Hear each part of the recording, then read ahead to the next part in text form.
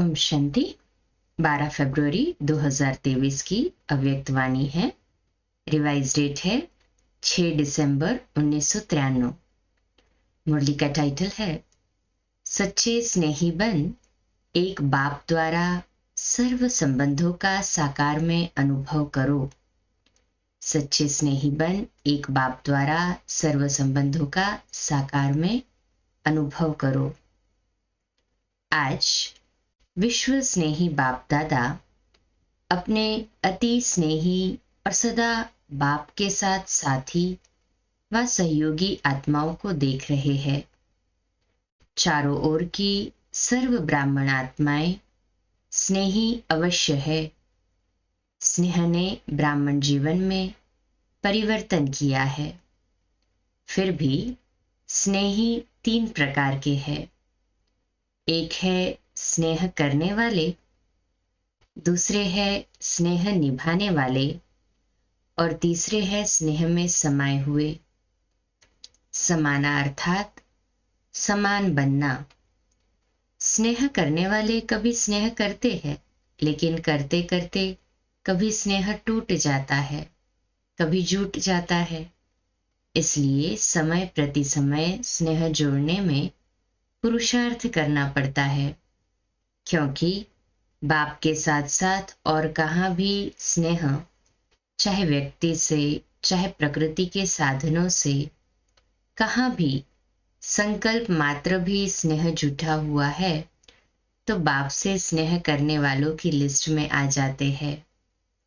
स्नेह की निशानी है बिना कोई मेहनत के स्नेही की तरफ स्नेह स्वतः ही जाता है। स्नेह करने वाली आत्मा का हर समय, हर स्थिति, हर परिस्थिति में आधार अनुभव होता है। उस समय उस आत्मा के संकल्प बाप का स्नेह याद भी आता है। सोचते भी है कि बाप का स्नेह श्रेष्ठ है, लेकिन ये साधन व व्यक्ति का आधार भी आवश्यक है। इसलिए दोनों तरफ स्नेह अधूरा हो जाता है और बार बार स्नेह जोड़ना पड़ता है। एक बल, एक भरोसा के बजाय दूसरा भी भरोसा साथ साथ आवश्यक लगता है। इसलिए बाप के स्नेह द्वारा जो सर्व प्राप्ति का अनुभव हो, उसके बजाय दूसरे सहारे द्वारा अल्पकाल की प्राप्ति अपने तरफ आकर्षित कर लेती है। इतना आकर्षित करती है जो उसी को ही आवश्यक समझने लगते हैं। वो स्थूल साधन या व्यक्ति को ही आवश्यक समझने लगते हैं, इतना आकर्षित करती है। वो लगाव नहीं समझते, लेकिन सहारा समझते हैं। इसको कहा जाता है स्नेह करने वाले। तो कितना डिफरेंस है। स्नेह में समाने वाले समान बनना चाहते हैं, उनके लिए मेहनत नहीं लगती, परंतु स्नेह करने वाले कभी करते कभी छोड़ते, क्योंकि दूसरी तरफ बुद्धि जाती। दूसरे है स्नेह निभाने वाले। स्नेह करने के साथ साथ निभाने की भी शक्ति है। निभाना अर्थात स्नेह का रिस्पॉन्स देना, रिटर्न देना। स्नेह का रिटर्न है जो स्नेही बाप बच्चों से श्रेष्ठ आशाएं रखते हैं, वो सर्व आशाएं प्रैक्टिकल में पूर्ण करना। तो निभाने वाले बहुत करके प्रैक्टिकल में करके दिखाते, लेकिन सदा बाप समान अर्थात समाये हुए वो अनुभूति कभी होती है, कभी नहीं होती। स्नेह का जो निभाने वालों का प्रमाण का बाबा कहते हैं कि कभी अनुभूति होती है, कभी प्रैक्टिकल में करते हैं अनुभव, तो कभी नहीं। फिर भी निभाने वाले समीप है, लेकिन समान नहीं है। तो सबसे ज्यादा बाबा के क्लोज कौन? जो समान है।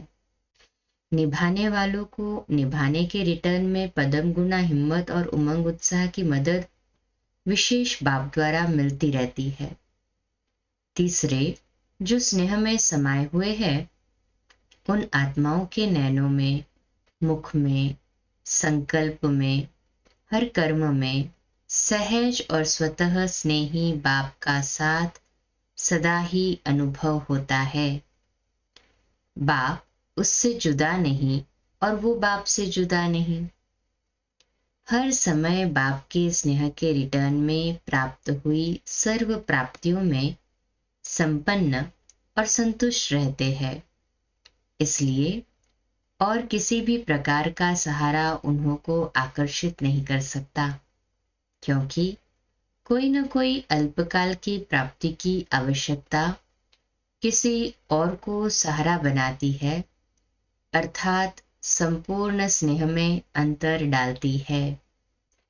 स्नेह में समाई हुई आत्माएं सदा सर्व प्राप्ति संपन्न होने के कारण सहज ही एक बाप दूसरा न कोई इस अनुभूति में रहती है।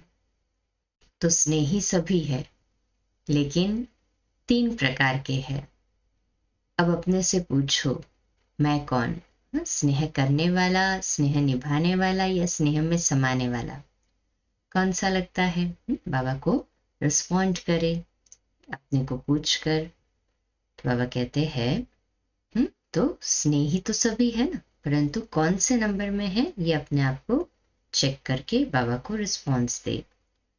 अपने को तो जान सकते हैं ना, स्नेही है तभी स्नेह के कारण ब्राह्मण जीवन में चल रहे हो, लेकिन स्नेह के साथ निभाने की शक्ति इसमें नंबरवार बन जाते हैं। स्नेह के साथ शक्ति भी आवश्यक है।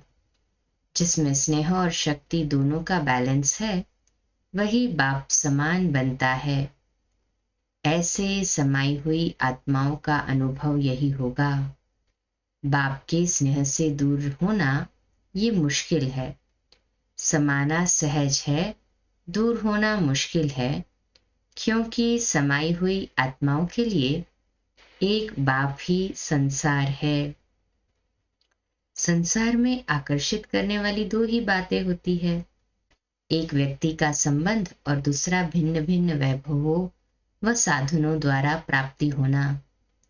तो समाई हुई आत्माओं के लिए सर्व संबंध के रेस का अनुभव एक बाप द्वारा सदा ही होता है। सर्व प्राप्तियों का आधार एक बाप है, न कि वैभव व साधन। वैभव व साधन रचना है और बाप रचता है। जिसका आधार रचता है, उसको रचना द्वारा अल्पकाल के प्राप्ति का स्वप्न मात्र भी संकल्प नहीं हो सकता। जिसने सारा ही आधार एक बाप को बना दिया है, तो अल्पकाल की प्राप्ति में जरा भी संकल्प मात्र भी उस या स्वप्न मात्र भी उसका आधार नहीं होगा। बाप दादा को कभी कभी बच्चों की स्थिति को देख हंसी आती है, क्योंकि आश्चर्य तो कह नहीं सकते, फुल स्टॉप है। चलते चलते बीज को छोड़ टालटालियों में आकर्षित हो जाते हैं। कोई आत्मा को आधार बना लेते हैं, कोई साधनों को आधार बना लेते हैं, क्योंकि बीज का रूप रंग शोभनिक नहीं होता और टालटालियों रूप रंग बड़ा शोभनिक होता है। देहधारी के संबंध का आधार देहभान में सहज अनुभव होता है और बाप का आधार देहभान से परे होने से अनुभव होता है। तो चेक करें, देहभान में आने की आदत तो है ही ना, न चाहते भी हो सकते हैं। इसलिए देहधारी के संबंध का आधार व सहारा सहज अनुभव होता है। समझते भी है कि ये ठीक नहीं है, फिर भी सहारा बना लेते हैं। बाप दादा देख देख मुस्कुराते रहते हैं। उस समय की स्थिति हंसाने वाली होती है। जैसे आप लोग क्लासेस में व भाषणों में एक तोते की कहानी सुनाते हो ना, उसको मना किया कि नल पर नहीं बैठो, लेकिन वो नलके पर बैठ करके बोल रहा था कि नल पर मत बैठो। खुद नल पर बैठा है और बोल रहा था, क्योंकि समझ नहीं थी। बाबा कहते ऐसे बच्चे भी उस समय मन में अपने आप से एक तरफ यही सोचते रहते कि एक बाप दूसरा न कोई। सोचते तो यही है, बार बार अपने आप से रिपीट भी करते रहते। लेकिन हाँ देखो, भी लेकिन में तो सब झमेला आ जाता है ना। कहते बार बार अपने आप से रिपीट भी करते रहते, लेकिन साथ साथ फिर ये भी सोचते कि स्थूल में तो सहारा चाहिए ना। यही तो मिस्टेक हो जाती है। तो उस समय हंसी आएगी ना, और उस समय फिर माया चांस लेती है, बुद्धि को ऐसा परिवर्तन करेगी जो झूठा सहारा ही सच्चा सहारा अनुभव होगा। जैसे आजकल झूठा सच्चे से भी अच्छा लगता है, ऐसे उस समय रॉन्ग राइट अनुभव होता है, और वो रॉन्ग बात झूठा सहारा उसको पक्का करने के लिए व झूठ को सच्चा साबित करने के लिए, जैसे कोई भी कमजोर स्थान होता है तो उसको मजबूत करने के लिए पिलर्स लगाए जाते हैं। तो माया भी कमजोर संकल्प को मजबूत बनाने के लिए बहुत रॉयल पिलर्स लगाती है। क्या पिलर लगाती है? माया यही संकल्प देती है कि ऐसा तो होता ही है, कई बड़े बड़े भी ऐसे ही करते हैं, ऐसे ही चलते हैं, या कहते अभी तो पुरुषार्थ ही है, संपूर्ण तो नहीं हुए हैं, तो जरूर कभी कोई न कोई कमी रहेगी ही, आगे चल संपूर्ण बन जाएंगे। ऐसे ऐसे व्यर्थ संकल्प रूपी पिलर्स कमजोरी को मजबूत कर देते हैं। तो चेक करें, हमारे में कोई व्यर्थ संकल्प रूपी पिलर्स तो नहीं है? है तो चेंज करें। तो ऐसे पिलर का आधार नहीं लेना, भगवान उवाच। ऐसे पिलर का आधार नहीं लेना। समय आने पर ये आर्टिफिशियल पिलर धोखा दे देते हैं। सर्व संबंधों का सहारा एक बाप सदा रहे, ये अनुभव कम करते हो। इस सर्व संबंधों के अनुभवों को बढ़ाओ। सर्व संबंधों की अनुभूति कम होने के कारण कहीं न कहीं अल्पकाल का संबंध जुट जाता है। स्थूल जीवन में भी स्थूल रूप का सहारा व हर परिस्थिति में स्थूल रूप का सहयोग देने वाला सहारा बाप है, ये अनुभव और बढ़ाओ।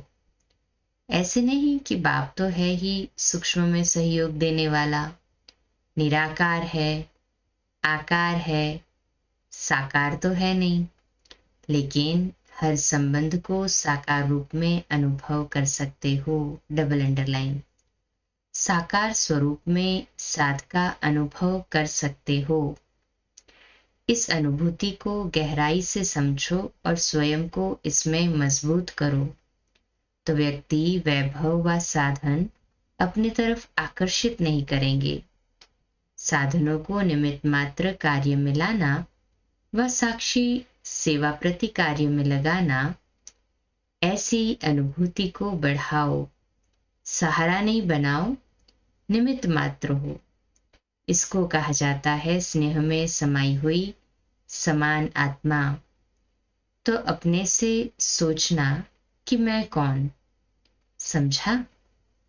अच्छा, सदा स्नेह में समाये हुए समान आत्माओं को, सदा एक बाप से सर्व संबंध का अनुभव करने वाली आत्माओं को, सदा एक बाप को आधारमूर्त सच्चा सहारा अनुभव करने वाली आत्माओं को, सदा सर्व प्राप्ति रचता बाप द्वारा अनुभव करने वाली आत्माओं को, सदा सहज स्वतः एक बल एक भरोसा अनुभव करने वाली सच्ची स्नेही आत्माओं को बाप दादा का याद प्यार और नमस्ते। हम रूहानी बच्चों की रूहानी माता पिता बाप दादा को याद प्यार, गुड मॉर्निंग और नमस्ते। वाह बाबा वाह, शुक्रिया बाबा शुक्रिया। फिर दादियों से मुलाकात है। सदा समाये हुए है या याद करने की मेहनत करनी पड़ती है। सिवाय एक बाप के और कोई दिखाई नहीं देता। जब कहानियां सुनते हो तो हंसी आती है ना। कहानी जब तक चलती है तब तक समझ में नहीं आती, और जब कहानी समाप्त होती है तो सोचते हैं ये क्या हुआ, मैं थी या और कोई था, ऐसे भी सोचते। क्योंकि उस समय परवश होते हैं ना, तो परवश को अपना होश नहीं होता है। जब अपना होश आता है तो फिर आगे बढ़ने का जोश भी आता है। अच्छा, संगठन बढ़ता जा रहा है और बढ़ता ही रहेगा, और आप निमित्त आत्माएं ये सब खेल देख हर्षित होते रहते हो। सभी चल रहे हैं, कोई चल रहा है, कोई उड़ रहा है, और आप लोग क्या करते हो? उड़ते उड़ते साथ में औरों को भी उड़ा रहे हो, क्योंकि रहमदिल बाप के रहमदिल आत्माएं बन गए। तो रहम आता है ना, घृणा नहीं आती, लेकिन रहम आता है, और ये रहम ही दिल के प्यार का काम करता है। अच्छा, जो भी चल रहा है अच्छे से अच्छा चल रहा है। अथकपन सेवा कर रहे हैं ना। निमित्त आत्माओं के अथकपन को देख सब में उमंग आता है ना। फिर अव्यक्त बाप दादा की पर्सनल मुलाकात। साधारणता को समाप्त कर विशेषता के संस्कार नेचुरल और नेचर बनाओ। अपने को सदा संगम युग के रूहानी मौजों में रहने वाले अनुभव करते हो। मौजों में रहते हो व कभी मौज में कभी मूंझते भी हो, या सदा मौज में रहते हो। क्या हालचाल है? आज बाबा बच्चों का हालचाल पूछ रहे हैं। मौजों में रहते या मूंझते हैं कभी कभी। कभी कोई ऐसी परिस्थिति आ जाए व ऐसी कोई परीक्षा आ जाए तो मूंझते हो। किसी ने कहा थोड़े टाइम के लिए मूंझते हैं बाबा, और बाबा कहते और उस थोड़े टाइम में अगर आपको काल आ जाए तो फिर क्या होगा? अंतमति सुगति हो जाएगी ना। अकाले मृत्यु का तो समय है ना। तो थोड़ा समय भी अगर मौज के बजाय मूंझते हैं और उस समय अंतिम घड़ी हो जाए तो अंतमति सुगति क्या होगी? इसलिए सुनते रहते हो ना, सदा एवर रेडी। एवर रेडी का मतलब क्या है? क्या हर घड़ी ऐसी एवर रेडी हो? कोई भी समस्या संपूर्ण बनने में विघ्न रूप नहीं बने। अंत अच्छी तो भविष्य आदि भी अच्छा होता है। तो एवर रेडी का पाठ इसलिए पढ़ाया जा रहा है। ऐसे नहीं सोचो कि थोड़ा समय होता है, लेकिन थोड़ा समय भी 1 सेकेंड भी धोखा दे सकता है। वैसे सोचते हैं ज्यादा टाइम नहीं चलता, ऐसा 2-4 मिनट चलता है, लेकिन 1 सेकेंड भी धोखा देने वाला हो सकता है, तो मिनट की तो बात ही नहीं। सोचो, क्योंकि सबसे वैल्यूबल आत्माएं हो, अमूल्य हो। अमूल्य आत्माओं का कोई दुनिया वालों से मूल्य नहीं कर सकते। दुनिया वाले तो आप सबको साधारण समझेंगे, लेकिन आप साधारण नहीं हो, विशेष आत्माएं हो। विशेष आत्मा का अर्थ ही है जो भी कर्म करे, जो भी संकल्प करे, जो भी बोल बोले, वो हर बोल और हर संकल्प विशेष है, साधारण नहीं हो। समय भी साधारण रीति से नहीं जाए। हर सेकेंड और हर संकल्प विशेष है। इसको कहा जाता है विशेष आत्मा। तो विशेष करते करते साधारण नहीं हो जाए, ये चेक करो।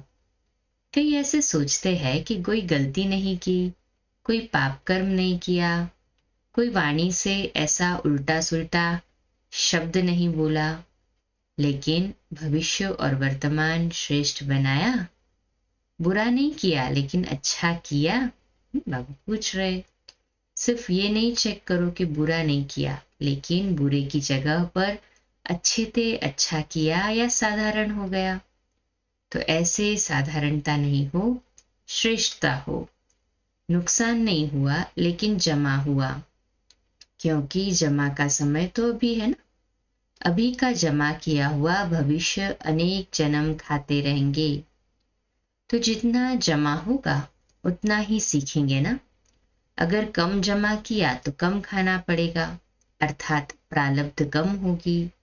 लेकिन लक्ष्य है श्रेष्ठ प्रारब्ध पाने का, या साधारण भी हो जाए तो कोई हर्जा नहीं। बाबा पूछ रहे हैं लक्ष्य क्या है, श्रेष्ठ का या साधारण का। स्वर्ग में तो आ ही जाएंगे, दुख तो होगा नहीं। साधारण भी बने तो क्या हर्जा, हर्जा है या चलेगा, चलेगा नहीं ना। तो चेक करो कि हर सेकेंड हर संकल्प विशेष हो। जैसे आधा कल्प के देहभान का अभ्यास नेचुरली न चाहते हुए भी चलता रहता है ना। देह अभिमान में आना नेचुरल हो गया है ना। ऐसे देही अभिमानी अवस्था नेचुरल और नेचर हो जाए तो जो नेचर होती है वह स्वतः ही अपना काम करती है। सोचना नहीं पड़ता है, बनाना नहीं पड़ता है, करना नहीं पड़ता है, लेकिन स्वतः ही हो जाती है। तो ऐसे विशेषता के संस्कार नेचर बन जाए और हर एक के दिल से निकले। ऐसे नहीं कि मेरी नेचर ये है, मेरी नेचर ये है, नहीं। हर एक के मुख से, मन से यही निकले कि मेरी नेचर है ही विशेष आत्मा के विशेषता की। तो ऐसे है या मेहनत करनी पड़ती है। जो नेचर होती है उसमें मेहनत नहीं होती। किसी की नेचर रमणीक है तो स्वतः ही रमणीकता चलती रहती है ना। उसको पता भी नहीं पड़ेगा कि मैंने क्या किया। कोई कहेगा तो भी कहेंगे मैं क्या करूं, मेरी तो नेचर ऐसी है। तो विशेषता की भी ऐसी नेचर हो जाए। कोई पूछे आपकी नेचर क्या है, तो सब के दिल से निकले कि हमारी नेचर है ही विशेषता की। साधारण कर्म की समाप्ति हो गई, क्योंकि मरजीवा हो गए ना। तो साधारणता से मर गए, विशेषता में जी रहे हैं, माना नया जन्म हो गया। तो साधारणता 5 जन्म की नेचर है, अभी की नहीं, क्योंकि नया जन्म ले लिया। तो नए जन्म की नेचर विशेषता है, ऐसे अनुभव हो। तो अभी क्या करेंगे, साधारणता की समाप्ति। संकल्प में भी साधारणता नहीं। माताएं मौज में रहती हो, कितना भी कोई मुंझाने की कोशिश करे लेकिन आप मौज में रहो। मुंझाने वाला मूंझ जाए लेकिन आप नहीं मूंझो, क्योंकि अज्ञानियों का काम है मुंझाना और ज्ञानियों का काम है मौज में रहना। तो वो अपना काम करे और आप अपना काम करो। सदा मौज का अनुभव करो, तब तो फलक से कह सकेंगे। होंगे तब तो कह सकेंगे ना, जो होगा नहीं वो कह नहीं सकता। चैलेंज तो फलक से कह सकेंगे। चैलेंज, हाँ बाबा कहते हैं सदा मौज का अनुभव करो, तब तो फलक से कह सकेंगे। जब अनुभव होगा तभी कह सकेंगे। होंगे तभी तो कह सकेंगे ना, बट नेचुरल है। जो होगा नहीं वो कह भी नहीं सकता। चैलेंज कर सकते हो, हम मूंझने वाले नहीं हैं, क्योंकि विशेष आत्माएं हैं। सभी ने पक्का किया आज ये, कहे हाँ जी बाबा। क्या याद रखेंगे, मौज में रहने वाली विशेष आत्मा है। ऐसी हिम्मत वाले हो ना, हिम्मत वालों को मदद स्वतः ही मिलती है। अच्छा, आज का मीठा वरदान, सहज विधि द्वारा विधाता को अपना बनाने वाले सर्व भाग्य के खजानों से भरपूर भव। आज का हमारा स्वमान लिखने और अभ्यास करने के लिए, मैं सदा भरपूर आत्मा हूँ, मैं सदा भरपूर आत्मा हूँ। विश्लेषण, भाग्य विधाता को अपना बनाने की विधि है बाप और दादा दोनों के साथ संबंध। कई बच्चे कहते हैं हमारा तो डायरेक्ट निराकार से कनेक्शन है, साकार ने भी तो निराकार से पाया, हम भी उनसे सब कुछ पा लेंगे। लेकिन ये खंडित चाबी है, सिवाय ब्रह्मा कुमार कुमारी बनने के भाग्य बन नहीं सकता। साकार के बिना सर्व भाग्य के भंडारे का मालिक बन नहीं सकते। क्योंकि भाग्य विधाता भाग्य बांटते ही है ब्रह्मा द्वारा। तो ब्रह्मा बाबा का भी रिगार्ड है ना। तो विधि को जानकर सर्वभाग्य के खजानों से भरपूर बनो। आज का स्लोगन है, स्वयं से, सेवा से, सर्व से संतुष्टता का सर्टिफिकेट लो, तब सिद्धि स्वरूप बनेंगे। आज का पुरुषार्थ के लिए अव्यक्त इशारा, जिस बात की फोर्स से प्रतिज्ञा की जाती है वह प्रतिज्ञा प्रैक्टिकल रूप ले लेती है, क्योंकि उसमें विल पावर होती है। जैसे स्थूल कार्य कितना भी ज्यादा हो, लेकिन प्रतिज्ञा करने से कर लेते हो। अगर ढीला विचार होगा, न करने का ख्याल होगा, तो कभी पूरा नहीं करेंगे। फिर बहाने भी बहुत बन जाते हैं। ढीला विचार है तो बहानों की तो क्यों है। प्रतिज्ञा करने से फिर समय भी निकल आता है और बहाने भी निकल जाते हैं। इसलिए सभी प्रतिज्ञा स्वरूप है ना। हाथ ऊपर करें, मुबारक हो। अच्छा, कम बोलो, धीरे बोलो, मीठा बोलो, सत्य बोलो, सोच समझकर बोलो, निमित्त भाव, निर्माण भाव, निर्मल वाणी। आज रात्रि क्लास 8:45 बजे 18 जनवरी की अव्यक्त वाणी की रिवीजन पर। कल सुबह लाइव अमृत वेला मेडिटेशन 3:30 से 4:30 और सेकेंड लिंक 4:45 बजे प्यारे मीठे बाबा की मधुर मुरली। अच्छा, आज का नया दिन आप सभी को मुबारक हो, मुबारक हो, मुबारक हो। शुभ दिवस। ओम शांति।